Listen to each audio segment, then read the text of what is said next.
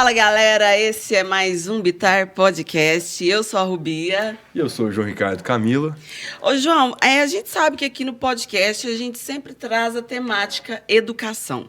Pensando nisso, a comunicação, você já falou algumas vezes que sempre teve aí, né, no seu percurso de ideologia de um curso, de graduação e etc. Mas em algum momento surgiu dúvida de um outro caminho a seguir? Olha, só acho que essas dúvidas persistem até hoje, viu? Elas acompanham o nosso caminho, não tem jeito. Essas dúvidas que, inclusive, ajudam a gente nas decisões, incentivam a gente. Acho que elas fazem parte, a gente tem que saber lidar com elas, viu, Rubia? Exatamente. E é por isso que, para entender de que forma a educação está presente na sociedade, é necessário entender os diferentes níveis de educação existente.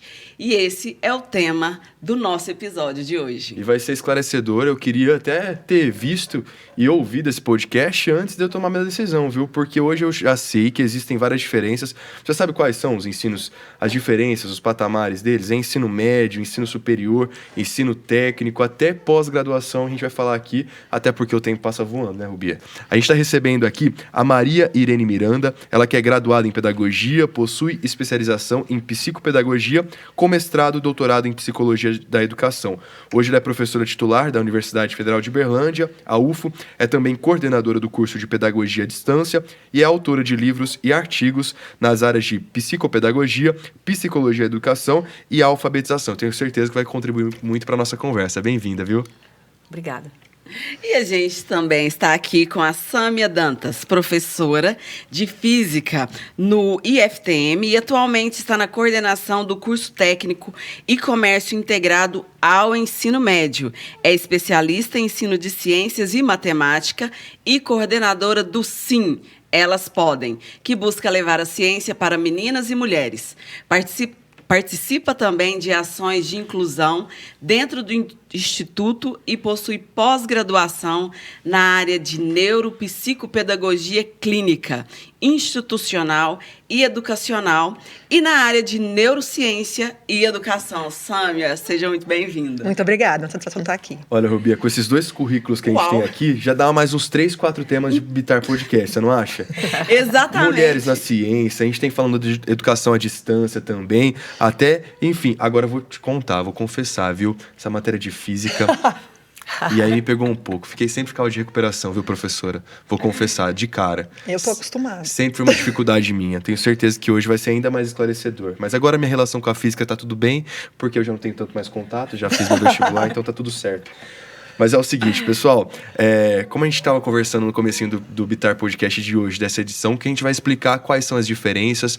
A Maria Irene, que vem dessa área mais voltada para graduação e até pós-graduação, e a gente nem sempre tem essas informações, mas vamos começar lá do início, que é a nossa vida ainda na escola, enfim, sim, que é desse período mais do ensino médio, ensino fundamental, e aí tem como fazer essa conciliação com o ensino técnico. Como é que funciona, então, essa dinâmica de a pessoa se formar no ensino médio, mas também ter a possibilidade de fazer o ensino técnico? Quais são as disponibilidades nessa questão? Tá, a gente tem duas formas de ensino técnico de nível médio, basicamente. Uma quando você faz junto com o ensino médio comum, né, com a base do ensino médio, e uma outra quando você faz de forma concomitante, separado, né? A gente pode, o estudante pode fazer o curso médio e técnico conosco, por exemplo, na rede federal, no Instituto Federal, em qualquer lugar do país, e ele pode fazer também um concomitante, faz o ensino médio em uma outra escola, particular, pública, o que ele quiser, e faz só o técnico lá na rede federal. E aí tem alguma restrição para a pessoa que faz simultaneamente ou para a pessoa que escolhe fazer o ensino técnico depois de ter se formado? Restrição não. Quando a gente faz junto, a gente tem que cursar os dois junto. Então, você não entra no médio e deixa o técnico. Isso não acontece. Você tem que levar os dois, aprovar nos dois. Você tem um diploma duplo, né? Que a gente fala do ensino médio comum e do curso técnico. E se ele entra separado, são matrículas distintas. Então, também não tem... E Sâmia, sabe o que é legal falar também? Que hoje o Instituto Federal, hoje você é professora do Instituto Federal do Triângulo Mineiro, mas existem diversas unidades do Instituto Federal, que é uma instituição pública pelo Brasil todo. No Brasil todo. É uma das principais portas de entrada para quem quer optar pelo ensino médio e também ensino técnico, né? Sim, inclusive de boa qualidade, né? Sem matrícula, sem mensalidade, né? A gente tem esse acesso via Instituto Federal na rede toda do país. Então são várias unidades muitas unidades no Brasil todo. Já vale a pena você que tem interesse começar a pesquisar a unidade mais próxima da sua casa. Eu tenho certeza que se não tiver na sua cidade, pode ter ali uma unidade perto da sua cidade. E existem também, que é importante a gente sempre dizer, existem bolsas, né, de acesso que incentivam esses alunos que precisam, às vezes, sair da própria casa, aliás, da casa onde moram com os pais, para estudar. Existem essas bolsas também, a né? assistência estudantil, ela é bem atuante na rede federal. Então, assim, dá para auxílio moradia, auxílio alimentação, né? Então, cada local vai ter a sua especificidade, né? E cuidar disso. Legal demais, já começa a pesquisar aí. O Rubi, eu fico pensando, a oportunidade de um estudante que muitas vezes consegue conciliar esse ensino médio, que é da base ali da graduação, aliás, da graduação não, ensino médio da graduação escolar, vamos dizer assim, consegue já começar a se especializar, ou até mesmo conhecer, mesmo que não vá seguir depois especificamente naquela área, mas conhecer esses conceitos, eu acho que é interessantíssimo, né? É super interessante. E aí, quando a Sâmia fala que existem os institutos federais em todo o Brasil, os cursos eles são ofertados de acordo com a demanda profissional das regiões? Sim, é um trabalho importante que o IF, a rede do IF faz, que a intenção sempre é buscar cursos técnicos que atendam às demandas daquela localidade. Então, se você procurar aqui ou na cidade vizinha, os cursos não são exatamente iguais, ainda que tenham áreas semelhantes. Isso é legal, porque aí, se eu quero residir ali, próximo do lugar onde eu estou vivendo, eu já opto por fazer um curso que ali vai ter uma demanda de mercado que, muito provavelmente, eu vou estar empregada logo na sequência. Equilibra o mercado de trabalho e a educação. Isso é importantíssimo para quem quer começar logo no mercado de trabalho, que conseguiu o primeiro emprego. E, Maria Irene, conta pra gente, um aluno que chega, que tem já esse contato, muitas vezes, com a parte mais técnica, que é onde a pessoa tem a oportunidade de se especializar em alguma área. Ele chega com alguma vantagem no curso de graduação ou até mesmo na pós-graduação? Isso dá um diferencial para o currículo? O que você acha? Então, bom dia, né? Primeiramente, agradecer a oportunidade de estar aqui. Depende da área, até porque, como foi colocado, o aluno ele pode cursar o básico e o técnico. Esse básico também prepara o aluno para o vestibular, também prepara para que ele esteja no ensino superior. E aí depende da natureza da área que ele vai fazer opção, porque pode ser que no ensino médio técnico, ele vá para uma área e depois ele fala, não, na graduação eu quero ir para outra área, eu quero cursar, quero fazer uma coisa diferente. Então, depende das opções que ele faz, depende da correlação que existe entre o curso que ele está fazendo no ensino médio e aquilo que ele vai buscar no ensino superior. Olha que legal. Mas, olha, o estudo ele sempre prepara, mesmo que às vezes você não veja essa relação direta, mas o fato de ser estudante, de estar lendo, de estar interpretando, de estar ampliando o vocabulário, isso sem dúvida já é uma preparação. Uma educação é algo que ninguém dá pra tirar da gente, né? Meu pai sempre falou isso, a gente sempre ganha. Agora a gente tem um exemplo desse aqui na mesa, né, Rubia? Exatamente. Queria que você contasse seu depoimento, então, porque eu sei que você é formado também no ensino técnico, né? Exatamente. Quando eu estava finalizando o ensino médio, eu sempre soube que faria biologia e que faria teatro. Mas aí, no meio disso tudo, aquela coisa de, preciso começar a trabalhar. Tinha na cidade aqui, né, o curso técnico em alimentos. E como eu pesquisei, a importância também de pesquisar, né? Sim. É um curso que pode ser que, como foi no meu caso, tem uma relação com a biologia, que era a parte de análises microbiológicas. E aí eu falei, opa, é aqui que eu posso, né, começar aí a estudar, aprofundar aquilo que eu desejo na biologia, que era a microbiologia. Então, eu comecei, aí eu fui trabalhar em laboratórios da área de cosméticos e alimentos, responsável por análises microbiológicas desses produtos. Depois eu fiz biologia, depois eu fiz teatro. Olha aí, aqui no Bitar Podcast, meninas, quem acompanha a gente sabe que aqui é uma mesa de conversa. A gente vai conduzindo essa conversa, mas aqui não tem entrevistador, entrevistada, que a gente vai conversando. Assim, até aproveitando o seu exemplo, e também com o que você perguntou, né? Às vezes a pessoa jovem, ele busca primeiro atender a sua necessidade, a sua demanda para o mercado de trabalho.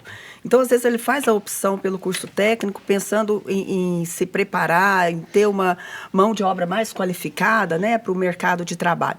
E ali tem dois caminhos, duas coisas podem acontecer. Ele pode se identificar muito e depois ele querer ir para um curso superior, que ele possa, né, aprofundar o estudo na área, ou então ele falar, bom, não é bem isso, né, me ajuda profissionalmente, mas eu quero me formar, eu quero buscar outra área.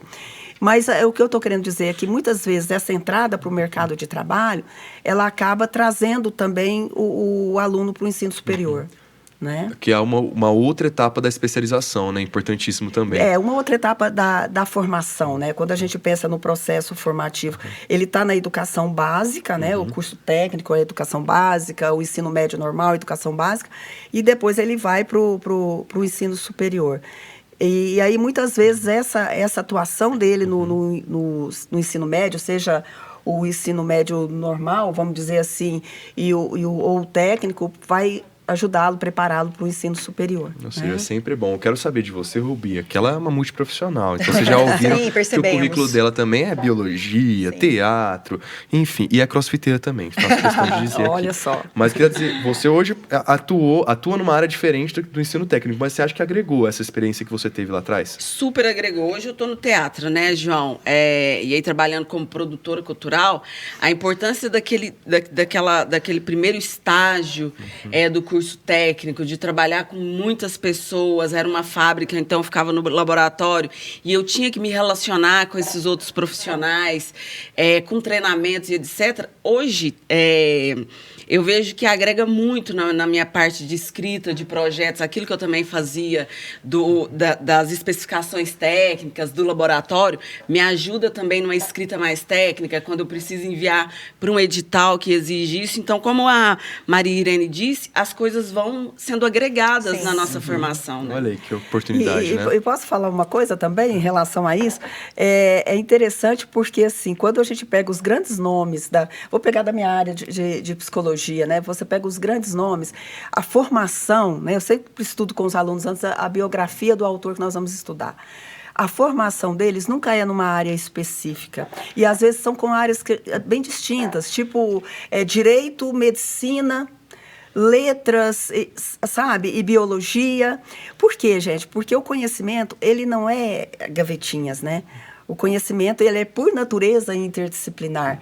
Então, eu acredito e acho que a gente está caminhando para isso, para essa formação mais inter e transdisciplinar, que não fica só nesse quadradinho específico disso, né? Porque abre não só as possibilidades em termos de mercado de trabalho, de interação na vida, no mundo, mas a mente também. Olha aí, nunca é demais. E o profissional fica melhor nesse sentido, né? Sim. Porque com mais conhecimento, mais habilidades, mais competências para varrer todas as possibilidades. E vamos falar a verdade, mercado de trabalho cada vez mais exigente, né? Então a gente tem essa possibilidade. Agora, só para a gente entender como é que funciona, então, essa questão da diferença entre o ensino médio e o ensino técnico. Sâmia, você que está lidando diretamente com alunos, enfim, com essa questão da educação, da formação desses profissionais no ensino técnico. Quais são as características, então, do ensino técnico? Eu queria que você me contasse, desde o perfil, então, quem pode optar, quem pode escolher o ensino técnico, mas também qual que é a característica dele? Qual que é a diferença para o ensino superior, por exemplo? Tá, então, quando a gente fala em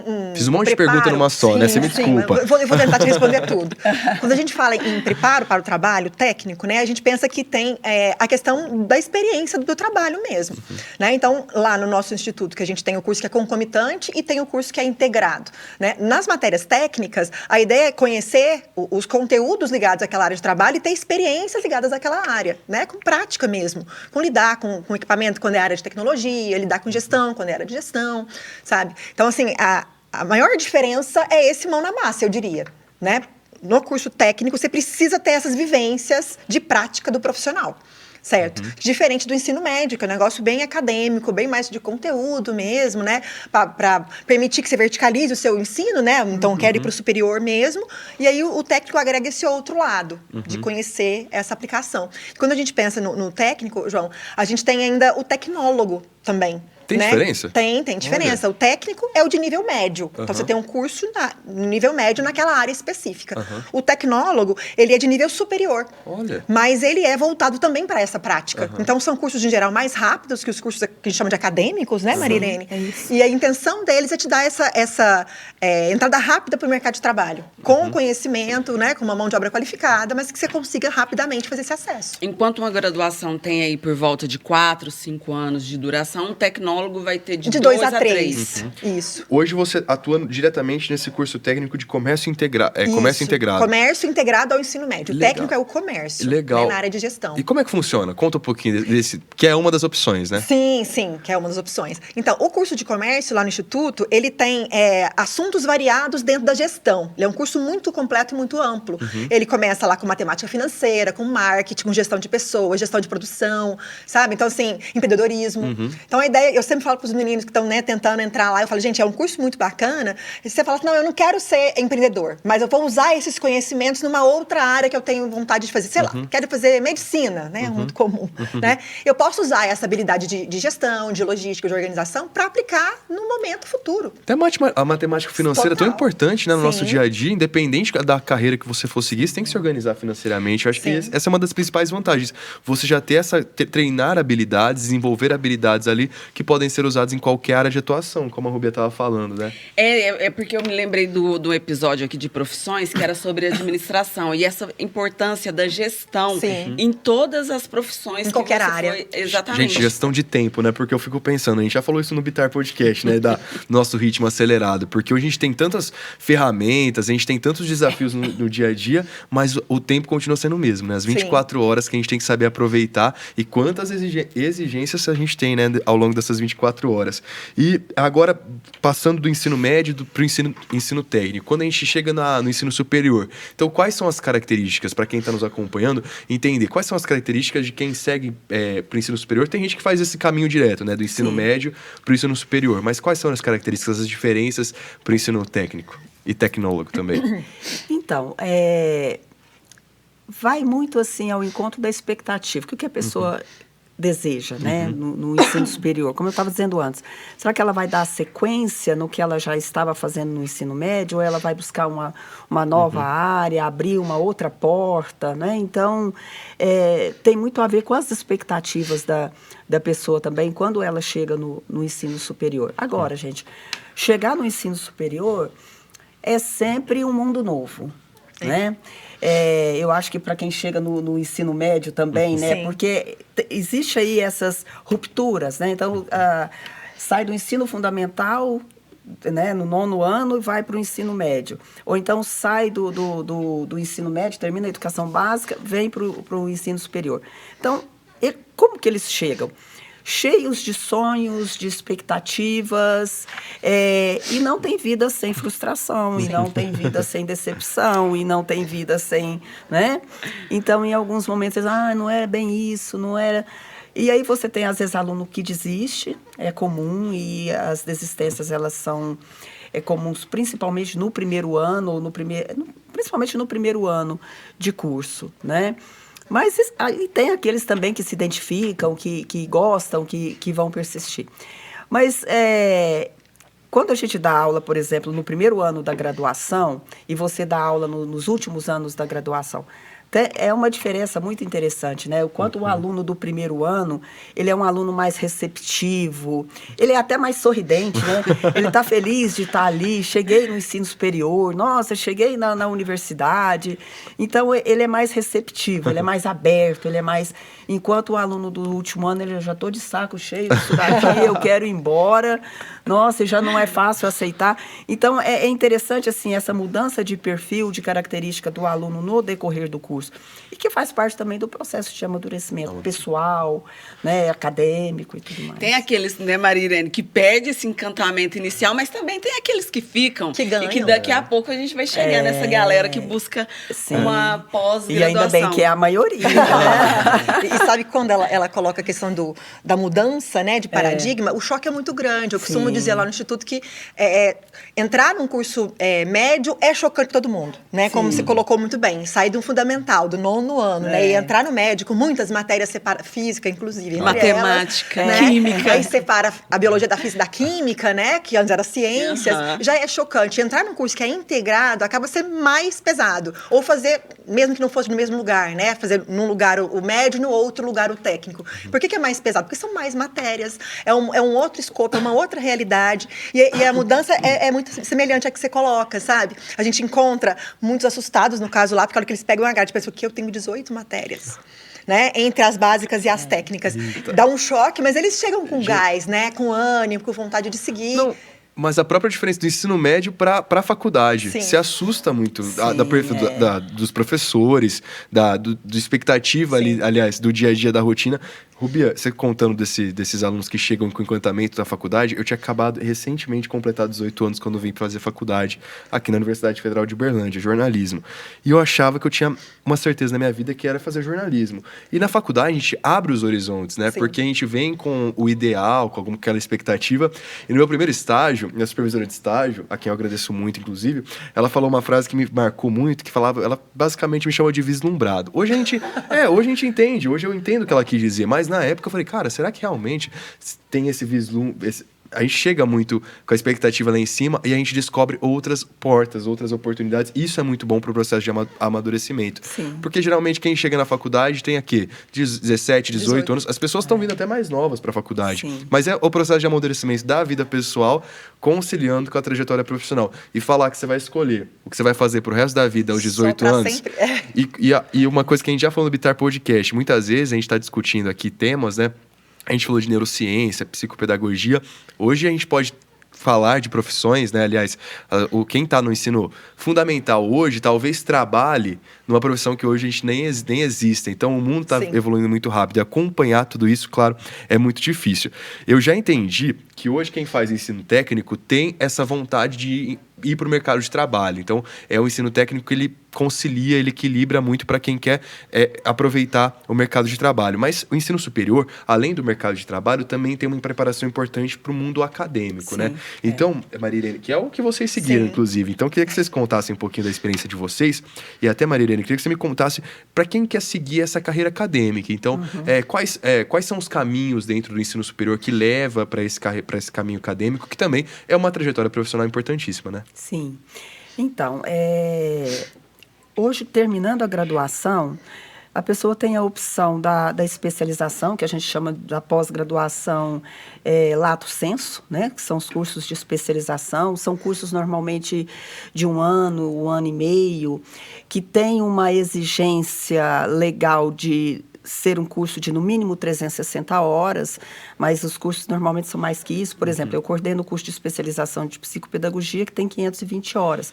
É um curso de 15 meses, e aí só faz a especialização quem já está graduado. Ele precisa de ter o diploma da graduação para que ele possa entrar no curso de especialização, né? Então, o curso de especialização, como o próprio nome está dizendo, a pessoa ela vai se especializar numa área mais específica, em alguns temas mais específicos. E dali, ela pode ela pode querer continuar, né? E tirar um projeto de pesquisa que ela pode levar para um mestrado. Né? Então, aí ela vai, depois da especialização, para o mestrado. Lembrando que o curso de especialização, ele não é pré-requisito para o mestrado. A pessoa pode sair da graduação e ir direto para o mestrado, né?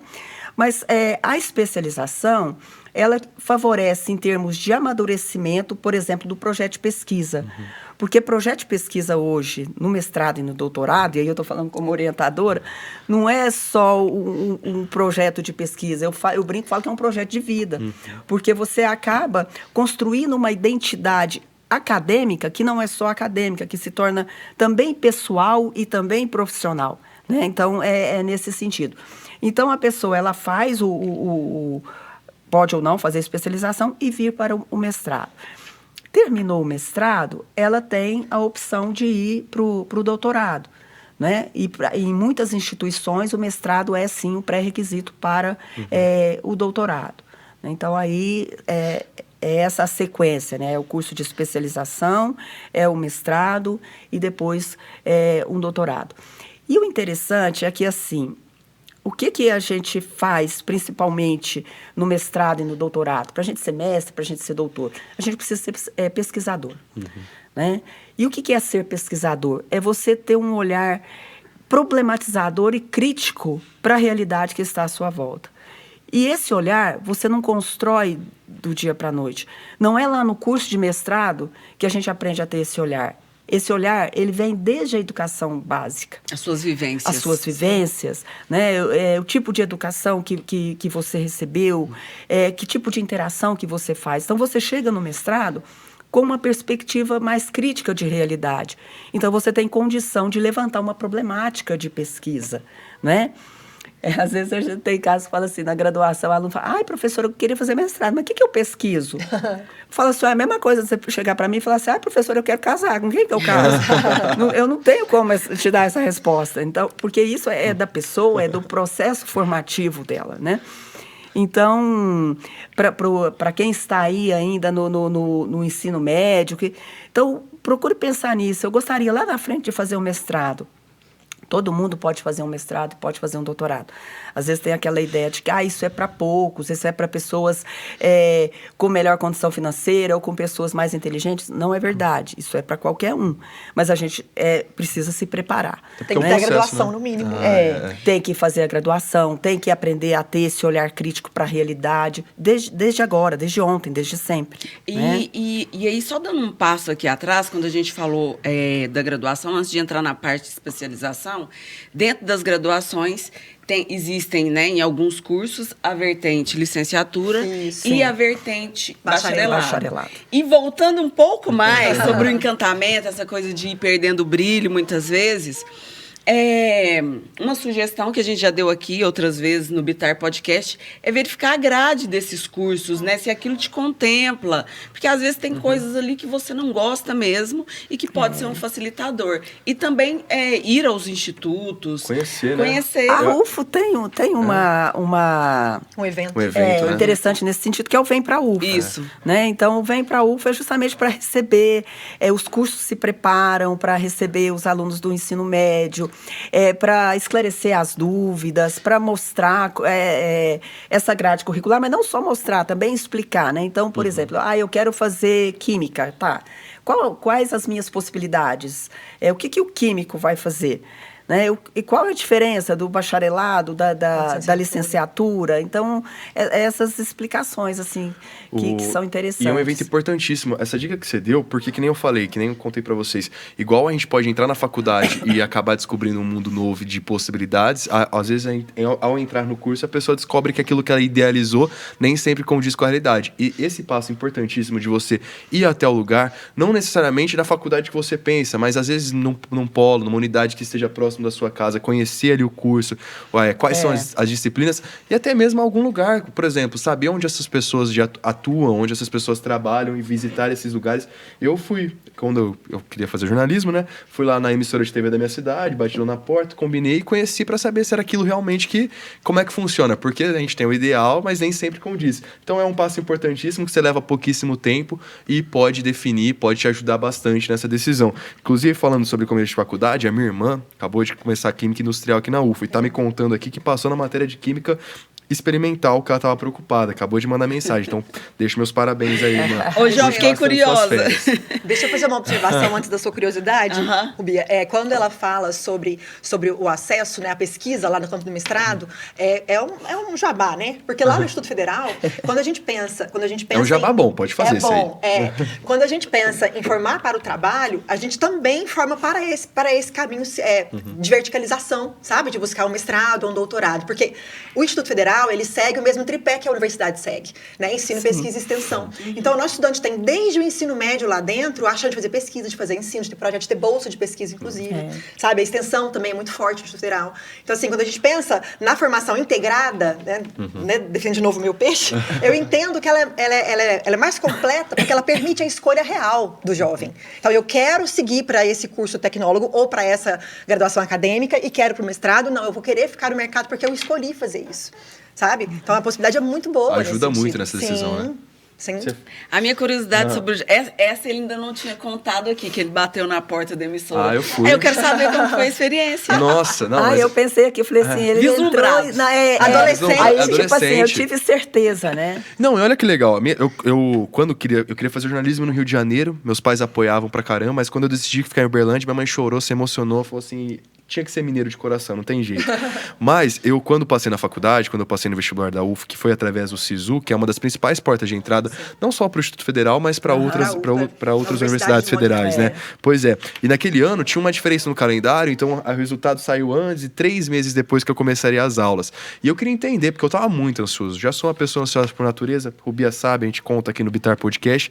E aí tinha uma TV comunitária lá na minha cidade, lá em Rio Preto, e fui lá um dia visitar, e aí voltei no outro dia, resultado, nos 3 meses que eu ia ficar lá ansioso, eu fiquei indo na TV comunitária, voltava lá todo dia, eles deixavam e tudo mais, tomava café da manhã, porque tinha um programa de manhã que tinha um café da manhã maravilhoso, mas lá eu aprendi tudo, operava áudio, fazia corte, inclusive, Sara, se um dia você precisar, eu subo aí pra editar também. Então lá foi muito bom, foi uma experiência muito boa. Quando eu vim pra faculdade, claro que não dá uma noção completa, mas já tinha um pouco de noção do que eu entrar na faculdade, e isso foi importantíssimo, porque no final do meu primeiro ano, quando eu fiz meu primeiro processo seletivo de estágio, aí já numa emissora de TV aqui em Uberlândia, já deu tudo certo, porque já tinha um pouco dessa noção, foi importantíssimo. E foi uma atitude simples de você ir lá, visitar, saber se era aquilo realmente que você ia encarar, e pra mim foi uma experiência que agregou muito. Então aquilo lá pra mim, que era 3 meses, hoje virou minha trajetória profissional. Então eu recomendo pra você, em qualquer área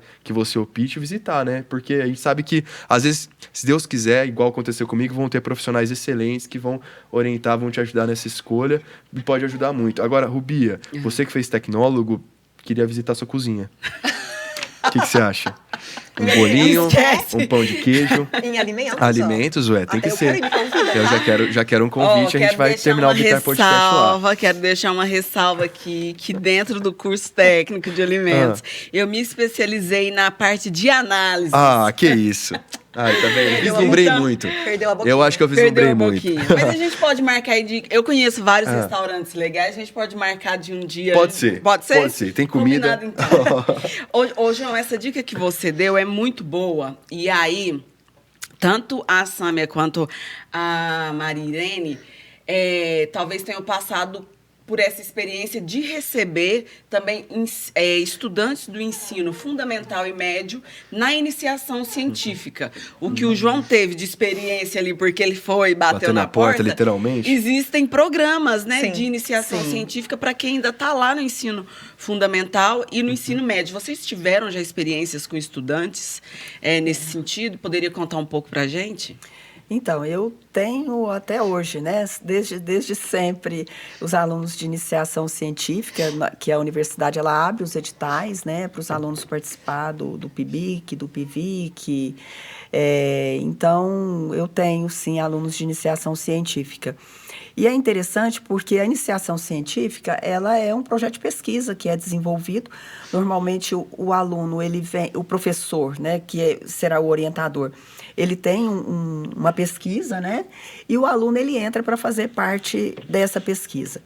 Então, eu tenho alunos de iniciação científica e é muito interessante o quanto eles amadurecem em termos de pesquisa. Eu digo isso porque eu faço parte do processo seletivo do mestrado, das bancas, e a gente vê nitidamente a diferença do candidato que fez iniciação científica daquele que não fez.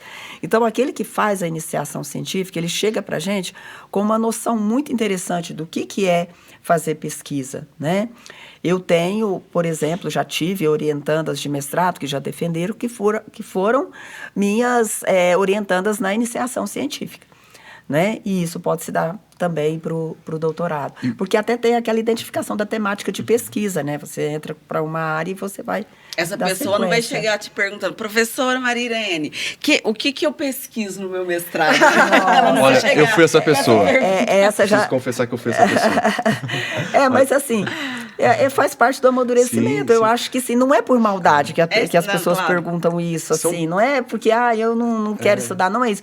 É por falta de maturidade mesmo, que eu tenho certeza que hoje você não faria essa pergunta, não. Até porque hoje você teria dificuldade de definir um objeto. Sim, delimitar, isso aí é legal. Diante de tantas coisas que você lida. Eu acho né? que é legal a gente contar para o pessoal que está nos acompanhando, que está começando nessa trajetória educacional, profissional também, que essas diferenças desses dois caminhos, mas esses dois caminhos podem ser muito vantajosos, porque tem gente que vai optar ensino técnico principalmente, mas na carreira acadêmica já, carreira acadêmica não, no curso superior, em seguir o mercado de trabalho, e aí acontece as oportunidades de estágio, enfim, essas oportunidades de ter esse contato com o mercado de trabalho, mas quem opta pela carreira acadêmica também tem esses processos que é como se fosse o estágio, que é a iniciação científica, e nesse caso também é legal a gente dizer que existem bolsas de incentivo, né? Então as pessoas podem receber bolsas de estágio, mas quem faz a pesquisa tendo definido, enfim, a área de atuação e tudo mais, elas podem receber um incentivo financeiro, inclusive. Aí você tem a possibilidade com bolsa e sem bolsa, né? O voluntário, né? O PIVIC, por exemplo, ele é voluntário. Por que é voluntário? É porque, às vezes, o aluno, ou ele já tem bolsa de algum outro... ou então, às vezes, ele trabalha. Porque não pode ser bolsista quem tem salário ou quem tem renda, né? Quem tem renda, ou quem já tem outra bolsa.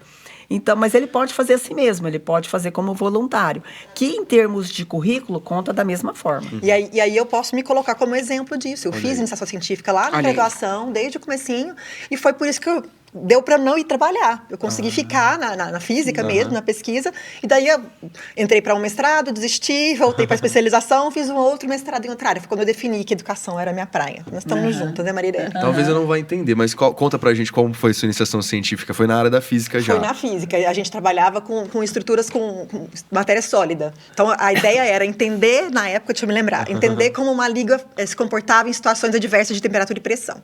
Você entendeu aí? Eu vou precisar de um tempinho para você. Mas eu parei também. Sou muito de humanas, né? Mas eu parei, eu mudei completamente de área, né? Eu abandonei o mestrado naquela área, entrei e deixei, e acabei entrando para o ensino de ciências e matemática, né? Tanto na especialização quanto no mestrado. Então, também mudei de área. Tá tudo muito interligado, né, hoje. Tem como conversar, como essas áreas conversarem, né? Isso é bacana demais. E é só antes de ir para uma outra fase aí, é importante lembrar, você que ficou preocupado se iniciação científica é somente na física. Não, calma. Em todas as áreas existem. Na área das artes, na área das exatas, na área das humanas. Todos os lugares tem um problema que você pode resolver. Porque o que é legal falar da iniciação científica ou de qualquer outro projeto acadêmico em diferentes áreas, cada um vai com a sua intensidade, um mestrado, doutorado, né? Mas é legal falar que no período que eu estava na graduação, né? Então, os professores falavam algo que te incomode, algo que te gere uma dúvida, que te gere... Às vezes que vem lá da escola, né? Alguma coisa que você foi pensando, matutando e tudo mais, pode virar um bom projeto e, inclusive, solucionar problemas que vão além dessa área acadêmica, né? E, principalmente, assim, algo que você não tem resposta. Né? Porque se você tem resposta, não justifica a pesquisa. Isso. Né? Então, é algo que te inquieta, que te estimula, que te motiva, mas que você não sabe responder. Né? Então, ainda. Aí tem o percurso investigativo, né? Sim. A produção do conhecimento é uma coisa muitíssimo interessante. Nós somos suspeitos. É muito bonito. Não, nós somos culpadas. Gostei disso. Mas é muito interessante. Mas é muito bonito, né? Porque você tem essa inquietação, você vai buscar essa resposta. Eu já vi pessoas que começam com uma pesquisa lá na iniciação e terminam só no doutorado, né? Vai afunilando o problema e só resolve no doutorado. Às vezes, meus orientantes falam assim... Porque quando chega no final, no caso da dissertação, no mestrado, na tese de doutorado, que é aquela coisa das considerações finais, aquela fala, gente, o que mais que eu vou escrever nesse trabalho? Ainda tem considerações. Fala, olha, pergunta para você mesmo assim, o que você sabe agora sobre o seu objeto de investigação que você não sabia antes? Pensa você, no caso do mestrado, 2, 3 anos atrás, no caso do doutorado, 4 anos. O que mudou para você em termos de compreensão sobre esse objeto nesses 4 anos? O que ficou para você? Aí você não precisa dialogar mais com os teóricos, é para você. Eu já vou pegar essa dica, porque eu estou na escrita do meu pré-projeto de doutorado, então, quando eu chegar daqui, né, 4 anos no final dele, eu vou falar, é a Mariane o que ela falou. Põe na caderneta. Mas é isso, né? O que fica... E saem uns textos tão bacanas, sabe? Porque, tipo, memorial, assim, a pessoa vai trazendo, né? É muito legal. Então você tá no doutorado já? Eu estou escrevendo, reformulando meu pré-projeto de pesquisa. Boa sorte. Ainda bem que a gente está tendo essa conversa que já vai ser...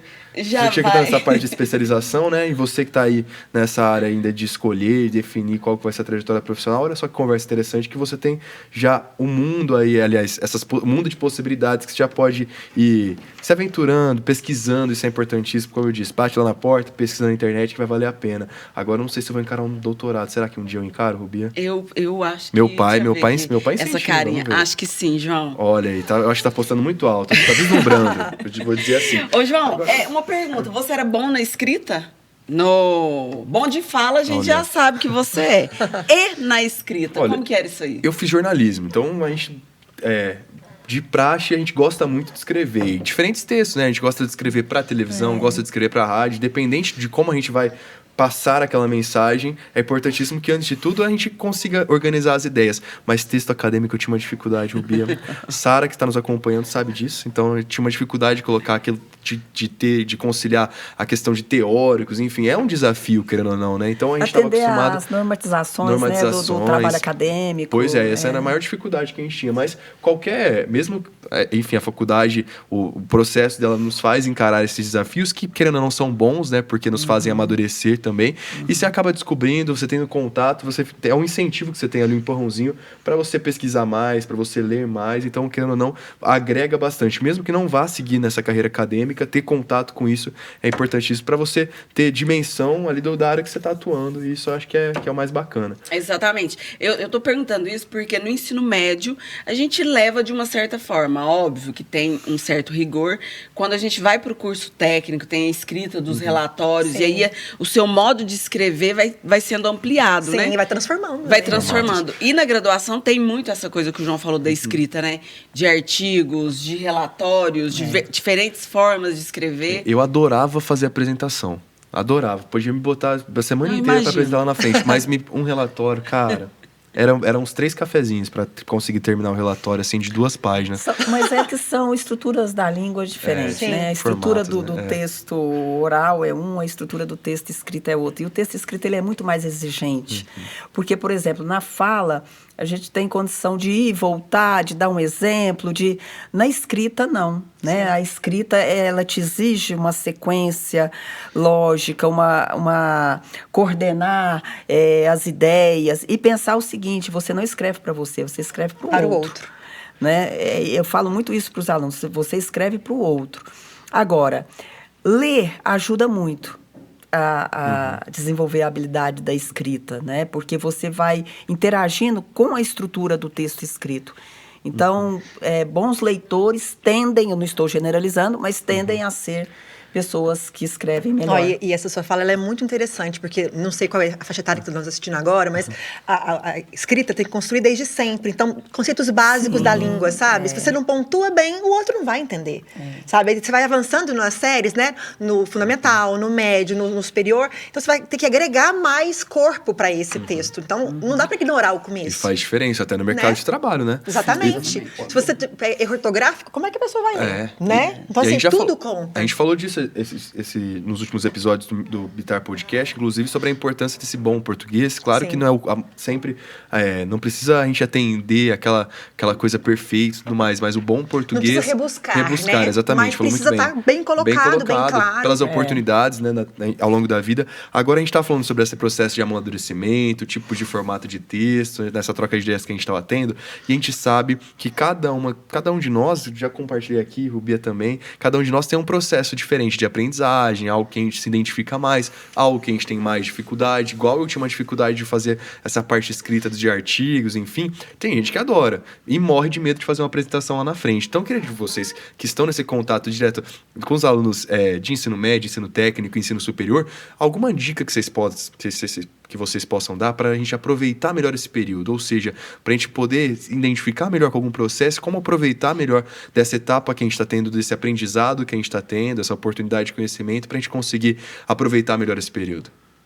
Deixar essa dica com vocês. Então, por exemplo, conforme a área que a pessoa vai, ela tem uma exigência maior, às vezes, ou da oralidade ou da escrita, depende. Mas o mercado exige as duas coisas, né? Tanto a oralidade quanto a escrita. E como que a gente enfrenta aí os nossos medos, as nossas inseguranças? Olhando de frente para eles. Então, não tem como eu aprender falar, me expressar por meio da oralidade sem falar. Ou de ver o outro falando. Às vezes, ver o outro falando, você fica, meu Deus, jamais eu vou conseguir falar dessa forma. Aí, aquilo até, né? E a escrita do mesmo jeito. Então, é fazendo mesmo, sabe? É falando, é escrevendo. Não ter aquela cobrança ou aquela expectativa de que da primeira vez eu já vou escrever um texto muito longo, ou um texto sem erros, ou um texto muito bom. Não é? Eu sempre falo também para os orientandos, nunca um texto é bom na primeira versão. Nunca. Então, às vezes, eles fazem a primeira versão de um capítulo e depois... também eu sou um pouquinho exigente. Eu sei como é. Sabe? Então, assim, o texto fica bom lá na 4ª versão, 5ª versão. Aí eu falo assim, agora você vai pegar a primeira versão e pega a última. Compara. Sabe? Então, assim, realmente fazendo, escrevendo, dando para outra pessoa ler, Sim. Né? Para acompanhar. E falar, eu não preciso também começar a falar e falar, né, 2 horas, 3 horas, que eu fale 5 minutos, que eu fale 5 minutos até é muito, né, para quem... Mas 3 minutos, 2 minutos, mas exercitar mesmo a oralidade. Eu vou falar um pouco dentro daquilo que eu me sinto seguro para falar, né? E depois eu paro. Eu me lembro, quando eu comecei a graduação, eu tinha essa dificuldade, sabe, para falar, ai, meu Deus. Eu lembro que eu ficava vermelha, eu sentia... Eu fui branca, né? Então, eu sentia que eu ficava, assim, vermelha e tudo, mas eu falava. E depois eu fui perdendo a vergonha e fui ficando mais tranquila. Hoje tem que mandar calar a boca, mas assim, foi um aprendizado mesmo. É o treino, Etapas, né? E só pensando numa fala que a Marilene teve em relação a, será que eu vou falar como o outro fala? Eu vou escrever como o outro fala? Eu acho que uma dica que vale também é a gente se reconhecer, sabe? Então, assim, eu não tenho essa idade agora. Eu posso trabalhar nela? Então, eu vou trabalhar nela, sabe? E se respeitar. O alvo não tem que ser o outro, tem que ser o meu melhor. Isso. Sabe? Então, o meu melhor, que a gente vai galgando e buscando cada vez mais desse melhor, mas não ter o outro como referência. Isso é muito pesado, né? A gente tem visto uma geração de jovens ansiosos, depressivos, nervosos e estressados. Eu acho que esse peso de mirar no outro piora esse quadro. Sabe? Às vezes uma referência de orientação, né, para você saber, mas é sempre procurar a nossa melhor versão. Exatamente. Né? Então, eu acho que cada um tem um potencial gigantesco, Isso, cada um se identifica com uma coisa diferente. Uma dica que a gente já trouxe, né, porque às vezes a gente tem essa ideia, que é essa pré-ideia, né, de que a gente tem que fazer tal curso ou optar por tal caminho para, enfim, ser uma pessoa de sucesso ou uma pessoa feliz. E às vezes a gente esquece que uma coisa que a gente gosta de fazer em casa seja cozinhar, né? Se você cozinhar muito, você gosta de cozinhar, você vai cozinhar bem, as oportunidades por você cozinhar bem vão aparecer. Então, saber se identificar o que você gosta de fazer e usar essa habilidade sua por gostar, eu tenho certeza que vai ser mais fácil. Então, por gostar, você vai querer treinar mais aquilo e tudo mais. E fazer bem feito, claro. Isso pode te ajudar. Isso é uma habilidade que pode ajudar bastante no mercado de trabalho ou qualquer outra área, enfim, da sua vida. Eu acho que uma dica importante, se respeitar, se reconhecer é legal demais, né, Rubia? Exatamente. Pensando nisso, João, na questão de autoconhecimento, o curso EAD, o curso à distância de graduação, é uma dica para uma pessoa que é focada, determinada ou não? Para você. Eu fiquei até na dúvida. Existe ensino médio à distância ou não? Não. E nem o técnico à distância? Existe? Eu acho que não. Na nossa rede, não. Não sei se tem algum lugar particular. É mais a graduação, né? Particular, eu acho que existe. Existe a distância, sim. Eu acho que em outras redes... Técnico. Médio, não. Só o médio. Só o técnico. Ou o presencial é um curso mais interessante para uma pessoa que precisa ter alguém ali sempre, às vezes, ditando. Então, no caso do minha João. culpa aqui, ó. Depois você complementa, tá, Marilene? Eu entendo assim, pensando lá no médio, eu até acho bom que não tenha mesmo a distância, sabe? Eu acho que é muito jovem ainda, muito imaturo ainda para encarar todo o peso da organização sozinho. Porque para fazer um curso à distância, você precisa se dedicar o tempo todo. Não tem ninguém, professor, chamando, não sabe? Não tem isso que o presencial permite. Sim. Então, eu entendo que lá na adolescência, 15, 16 anos, eu acho que é muito cedo para encarar. Talvez até possa dizer que talvez a primeira graduação também. sabe? Dependendo de se for jovem demais, né? Eu vou entrar logo com 18 na graduação, quer dizer, justamente EAD agora, não sei se todo mundo tem esse perfil. Depois não, um outro curso, uma pós, sabe? Eu acho que já é mais possível, embora volta a questão do autoconhecimento. Tem gente que nunca vai conseguir e tem que se aceitar assim, tem que ser presencial, né? Que é o meu Assim. caso. Eu Já está tive descrito faculdade. agora. É verdade, porque a disciplina é importantíssima. É Sim. uma coisa que a gente até desenvolve na faculdade. Sim. A disciplina que eu tinha lá quando comecei, claro que é muito diferente da que eu tenho hoje, né? Mas é uma coisa que a gente desenvolve. Mas a importância, inclusive, da gente se reconhecer até nisso, né? Sim. Quais são os limites, onde a gente pode aproveitar, como eu disse, melhor esse período. Eu precisaria. Eu no EAD, meu Deus do céu, ainda bem que na pandemia, o período da minha faculdade que foi durante a pandemia, que muita gente teve que se desafiar no EAD, eram disciplinas um pouco mais técnicas ali, no sentido que já estava mais avançado, porque se fosse no começo do curso eu teria uma dificuldade grande, né? Então até reconhecer qual que é o formato que é legal para que o pessoal saiba qual caminho optar. Se respeitando, né? Fazendo o melhor para si e conseguindo o melhor resultado possível. Então, e tem gente que consegue numa boa, Sim. que prefere, inclusive, às vezes aquele silêncio, enfim, do individual pode até ajudar. Poder estudar em horários diferentes daquele, né? que o presencial exige. Agora, Acho que a Mariane vai perdão. falar. Essa questão da EAD, porque assim, eu sou professora do curso presencial e do curso EAD e coordeno o curso à distância, né? Então, qual o perfil do aluno do curso à distância? Por que ele busca o curso à distância? Muitas vezes, ele busca por questões de tempo. Ele trabalha, ou então porque no lugar que ele mora ele não tem acesso, né? Então, são essas as questões que fazem com que ele busque. Agora, quando ele tem a opção dos dois, por exemplo, ele pode fazer opção, escolher. Tanto o presencial quanto o curso à distância. Entra aí o que na psicopedagogia a gente chama de modalidade de aprendizagem, né? Então, tem gente que é melhor para aprender sozinho, no tempo dele, ali, com o material de apoio, com as videoaulas. E tem gente que precisa estar com o outro, fisicamente com o outro, ver o professor, falar com o professor.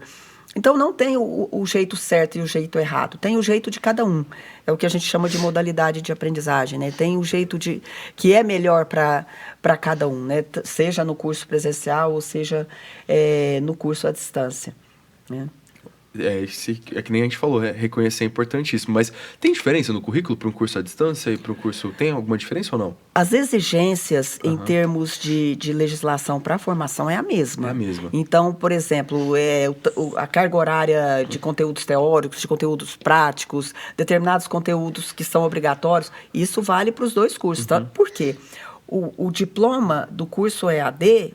ele tem a mesma validade do diploma do curso presencial. Então, não existe essa diferença, sabe? Isso é bom o pessoal saber, né? Porque às vezes acha que existe alguma diferença por conta de nomenclatura, mas o diploma é o mesmo. Inclusive aqui na UFO, o diploma dos nossos alunos do curso à distância, ele não especifica. Ele vem licenciado em pedagogia. Ponto. A modalidade de formato. não a gente está tem. caminhando para um ensino cada vez mais híbrido, né? Porque depois da pandemia que houve toda essa reformulação da necessidade em incluir-se tecnologia no ensino, às vezes até de uma maneira mais acelerada do que a gente esperava que fosse acontecer, hoje acontece, Acelerada né? e perigosa. É perigosa, vezes, pois né? Tem que tomar esse cuidado. Mas, assim, existe ainda muitas resistências em relação a essa questão do híbrido, né? Eu, assim, como pessoa que trabalha com educação à distância, eu sempre falo, o curso à distância, ele não é o oposto do curso presencial. Ele é outra modalidade. Então, é outra organização, é outro formato, né? Em termos da qualidade, em termos daquilo que se busca para a formação, é a mesma coisa. Né? Agora, é o formato mesmo. E aí depende mais da própria pessoa, né? Eu fiz 2 pós em EAD. Olha. Comecei na pandemia, tomei gosto por estudar na pandemia. E eu entendo assim, eu precisava me lembrar, olha, eu tenho que entregar tal coisa agora, então eu preciso me organizar para fazer a tempo. Se eu estivesse assistindo aula presencialmente, alguém me lembrar. Tem trabalho para entregar hoje, né? Então, assim, para mim super deu certo. Eu adorei, já tô indo pro 3º. Essa sua fala o que eu vejo, né? Assim, quando a gente coloca, assim, faz uma correlação entre os alunos do presencial e o curso à distância, eu considero os alunos do curso à distância, eles têm mais autonomia. Sim. Eles têm mais iniciativa, sabe? Então, assim, coisas que às vezes no presencial, se você pede, por exemplo, uma pesquisa de alguma coisa, o aluno espera que você indique para ele a referência, que você indique... Então, quer dizer, ele não tem que pesquisar, ele só vai lá pegar o material que eu indiquei. E compilar. Mesmo quando eu digo assim, você pode consultar outras fontes, ele não vai consultar, ele vai ficar... O aluno do curso à distância, ele já tem, inclusive, a habilidade de buscar isso em bibliotecas do Brasil inteiro. Né? Então, quase ele natural, é um aluno, né? Com mais iniciativa, ele é um aluno com mais autonomia. E, em termos de faixa etária, às vezes mais maduro também, com mais experiência, né? Muitos que vêm para o curso à distância, eles já têm uma graduação presencial. E é aquilo que a gente falou quando a gente entrou na pauta sobre ensino superior, a questão do amadurecimento, né? Com esse público já mais maduro, ele tende a ser, na minha opinião, mais autônomo, né? De poder se virar. Se organizar, porque como é que faz? Mais autônomo, mais proativo, né? Que também é uma habilidade importante, né? Buscar. Eu quero fazer isso. Alguém vai fazer para mim? Não vai. A distância não tem isso. Alguém fazer para mim. E aí, pensando em toda... Você ia falar, João? Pode falar. Não, segue aí. Não, pensando em todas essas mudanças, vocês que já têm aí uma carreira na área da docência, né? Quando vocês olham para o passado, vocês mudaram muito no formato da aula, de ver os resultados dos alunos? Quando vocês olham o início de carreira e no momento que vocês estão agora, tem uma mudança da Maria Irene, docente no começo de carreira, e da Sâmia também? Como que foi esse processo? Ou você muda, ou te mudam na marra. Sabe, a mudança é muito drástica. Não tem muita opção, principalmente com esse avanço da tecnologia. Não tem como, sabe? Eu me lembro, gente, eu sou do tempo do mimeógrafo. Né? Você não deve saber o que é isso. Então, tá vendo? Não sabe mesmo. Sabe? Não, pesquisem aí, mimeógrafo. Eu sou da época que tinha ainda o... Como que chama que você botava? Retroprojetor. Que você botava a transparência. Mas retroprojetor em relação ao mimeógrafo já era uma modernidade. Já era bem... Já era tipo uma mudança grande, né? Então, essas coisas eu já cheguei assim. na época do retroprojetor. Então a gente teve que ir se adaptando. Mas uma coisa interessante que acontece também os alunos, eles dominam muito mais essa linguagem do que a gente. Né? Então, tem coisas lá dentro da sala que às vezes eu quero encaminhar. Não, professora, vamos fazer assim, porque... Mais simples. Eu falo assim, mas como é que faz isso? Então, eu aprendo muito com eles também. Essa troca é importantíssima. Nesse sentido, porque o domínio dessa linguagem mais digital, essa coisa mais tecnológica, os alunos têm isso com mais tranquilidade do que a gente. Porque nós, não acho que você é mais nova que eu, mas, assim, eu estou assim, naquela fase de transição mesmo, né? Eu peguei essa coisa mais jurássica mesmo e agora hoje nessa era digital. Então, eu brinco e falo assim, olha, gente, eu sou do momento de transição da espécie, porque antes eram certas coisas que agora a gente tem que se adaptar, né? Então, às vezes os alunos usam uns termos, eu falo, o que é isso? Até hoje na sala, eu ainda brinquei com eles, falei assim, como é que é aquele negócio que vocês falam que a gente tem que dar um spoiler? Spoiler, como é que é isso mesmo? Aí eles explicam, então vou dar um spoiler da prova. A gente usa também essa linguagem. Então, essas coisas que nós vamos adaptando, mas que vai ampliando o nosso repertório. Eu acho isso muito positivo. Eu acho que a gente não pode... ficar muito rígido, sabe? Naquele posicionamento, naquela coisa, não, é porque era assim, é melhor assim, porque eu domino assim, eu aprendi assim. Eu aprendi assim, mas a gente tem que... Eu aprendi, mas o mundo rodou depois disso, né? Então eu preciso caminhar também, né? E quando você coloca essa questão do... Eu sou jurássica, usava tal coisa, eu também sou de uma outra época. Os nossos alunos hoje são nativos digitais, né? O que eu recebo lá são todos nativos. Então, penso em fazer uma coisa, já fizeram. Até para mim, que me considero bem tranquila em relação à tecnologia, é diferente, né? Não dá para querer comparar. E aí, abarcar essas tecnologias, esses recursos, né? No lecionar, na docência, é fundamental. Como é que eu vou competir? Vou trazer como aliado esse recurso. Isso é bom, olha aí que fala. Né?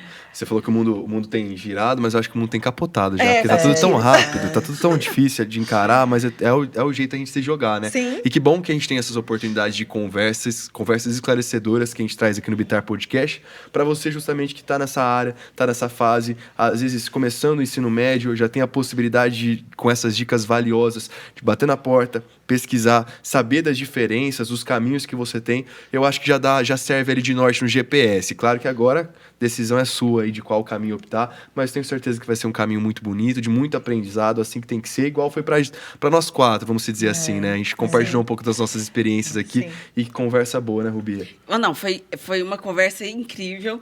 E eu fiquei muito curiosa na questão do currículo da Sâmia sobre a parte das pesquisas das mulheres na neurociência. Sim, o que dá um tema aqui no Bitar Podcast. Até porque a gente tem duas pesquisadoras aqui. Três, né? Três, vamos dizer assim. Então, o projeto, sim, elas podem, ele nasceu lá no nosso campus para ensinar ciência, tecnologia, engenharia e matemática, STEM, da sigla em inglês, para meninas e mulheres. Tanto para conhecerem, né, essa possibilidade, como para mudar de carreira, se for o caso. Não tem exigência de idade, sabe? Então, a gente tem cursos acontecendo lá agora em raciocínio lógico, em matemática básica, em programação, em linguagens diversas. Tem curso de evolução do universo, de astronomia, sabe? Então, assim, a gente tem uma vasta possibilidade de cursos, em especial para meninas e mulheres, porque, infelizmente, né, o estímulo que nós recebemos desde crianças para essas áreas não é o mesmo que os meninos recebem. Então, a gente está tentando resolver esse probleminha, vamos dizer essa assim. Diferença. Ajudar. Talvez não resolva, mas vamos tentando ajudar nesse sentido. Mas converse mais em outro momento sobre isso, tá? Se vocês quiserem. O convite está feito, viu, já está aceito.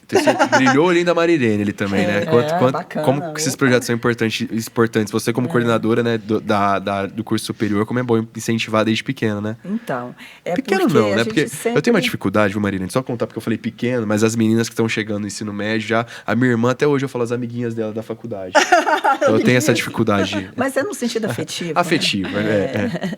Então, até porque, né, como psicopedagoga, como eu já falei antes, o conhecimento ele é interdisciplinar. Sim. Então, a gente precisa romper com essas gavetinhas, né? O quanto a gente aprende, por exemplo, no meu grupo de estudo e pesquisa da psicopedagogia. Então, lá a gente tem fono, tem psicólogo, tem psicopedagogo, tem pedagogo. Então, quando a gente discute um caso, né, que a gente normalmente faz o atendimento psicopedagógico para crianças de escola pública, é um programa institucional que eu tenho aqui na UFO. Então, quando a gente discute esse caso, aí vem a psicóloga, ela traz uma vertente, ela traz uma análise, vem a fono, coloca outra. Olha, e tudo isso compõe a pessoa. Né? Então, nós somos constituídos dessas diferentes áreas. Não tem como a gente, às vezes, por mais que às vezes a gente priorize uma coisa, mas nós somos essa totalidade. Né? Então, é muito rico, é muito bom E essa riqueza da multidisciplinaridade que a gente tem, essa possibilidade, a gente estava falando até sobre leitura, enfim, e hoje a gente tem tantos formatos disponíveis, né? Antigamente eu acho que tinha até um certo preconceito, só tal coisa é certo, só tal coisa tem credibilidade. Hoje a gente tem muito mais acesso. E é importante a gente a gente acessar variados formatos para a gente ampliar esse conhecimento e conversar com novas, enfim, conversar com outras ideias, né? Como se diz, ampliar esses horizontes, eu acho que contribui bastante nesse processo nosso de aprendizado, né? A ideia que eu falei, acho que eu falei antes, né? Não é concorrer, é incluir, né? Agregar esse conhecimento também, essas uma troca importantíssima. E às vezes tem um potencial na sua casa, troca mais ideia com seu pai, com sua mãe também, eu tenho certeza que vai ajudar você, vai te ajudar bastante nessa decisão, né, Rubia? Ô, João, a gente está caminhando para o final, mas você falou de ampliar conhecimento, então eu tô com uma listinha aqui de episódios do Bitar Podcast. Isso que a minha memória é boa, viu? Tudo a ver com a nossa conversa de hoje. Então, lá vai as minhas dicas aí. Episódio 2, orientação profissional, escolhendo uma profissão. Episódio 14, Enem versus redação. Não, peraí, você Episódio sabe 15, até o número de cada episódio? Já coloquei para facilitar quem tá ali, né? Isso que é memória. Enem, prova vestibular. Claro que não, eu olhei no meu celular. É o portador de texto, tá vendo, é o celular. Exatamente. Existe também o episódio LinkedIn e a sua carreira. E o 27, terminei o ensino médio. E agora? Tem tudo a ver ou não tem com o nosso Eu acho que eu vou voltar nesses daí também, viu? Pra me inteirar desses outros assuntos aí. Vou ficar com a sua cola. Melhor, agora vamos usar a tecnologia. Vou tirar uma foto e devolver aqui no papel. Mas, meninas, muito obrigado, viu, pela participação na conversa de hoje. Tenho certeza que queremos vocês aqui de volta para contar dessas experiências, da importância da multidisciplinaridade. Hoje tem cada vez mais cursos que se conversam Sim. a fim de um bem comum, de uma solução em comum. Esse projeto das Minas da Ciência, que esses tempos atrás a gente comemorou o Dia da Mulher na Ciência, inclusive a gente falou sobre isso. Então, como que a gente lida com essas questões, é muito bacana a gente poder dar visibilidade Sim. a esses projetos. Então, o convite já está feito, a gente se organiza para vir conversar mais um pouquinho aqui. Espero que vocês tenham gostado também. Eu adorei, ó. eu Agradeço gostei demais muito, a quero participação. Gente, o convite foi assim, ó. Aceito todos, tá? Mas coloca Pode tudo deixar. ali. A Samia sempre vem, só ajeitar a agenda. E no Foi próximo- maravilhoso, e no muito próximo obrigada. a Rubi vai trazer um bolinho aqui, né? Opa, Olha, que não bom, esquece de me chamar hein? nesse, Eu tá? vou comprar Ela é naquela técnica. padaria que eu conheço. Que segue as normas, né? Segue as Segue as normas. Foi Eu quero ótimo. agradecer, viu, gente? Esse bate-papo foi muito... Nossa, passou rápido, Passa né? rápido. Agradecer vocês, a Sâmia, que eu não conhecia É, pessoalmente, satisfação. né? E um bate-papo muito interessante. Eu gostei demais. Também, no que eu puder contribuir, me coloco à disposição. Valeu, tenho certeza que a gente vai ter mais conversas aí. E você no Bitar Podcast, muito obrigado pela sua companhia até aqui. Busquem conhecimento, é importantíssimo. Aproveitem as oportunidades. Tenho certeza que vai fazer um diferencial, não só na sua trajetória profissional, mas na sua vida também. Vai fazer muita diferença, né, Rubia? Exatamente. Nossa Até a técnica em próxima. alimentos, Crossfiteira. professora, mestrada, Bióloga. mestranda, Isso. E crossfiteira. artista e crossfiteira. Crossfiteira, isso é bom. Currículo né? imenso. Por isso que ela tem energia para tudo isso. Justamente. Exatamente. O esporte tá ali. Eu, por enquanto, sou jornalista. Vamos lá. Tchau, gente. Até. Tchau, tchau. Tchau, obrigada.